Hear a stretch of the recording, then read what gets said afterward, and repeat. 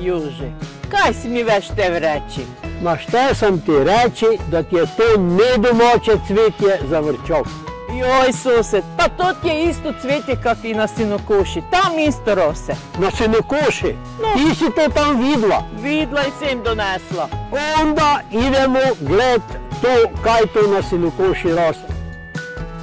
Prava svilenica, ili kako je mnogi još nazivaju cigansko perje, prijetnja je bioraznolikosti. Ugrožava zavičajne vrste.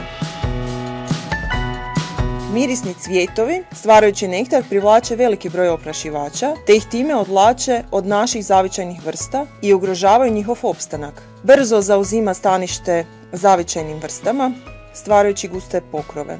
Osim što oduzima prostor, stvara i zasjenu zavičajnim vrstama, s njima konkurira za ključne životne resurse. Prava svilenica ima i alelopatski učinak, to jest izlučuje kemijske tvari koje sprječavaju rast drugih vrsta u blizini. Mnogi dijelovi biljke sadrže i otrovni mliječni sok kojeg goveda, ovce i konji ne mogu probaviti, a kod čovjeka može izazvati dermatitis.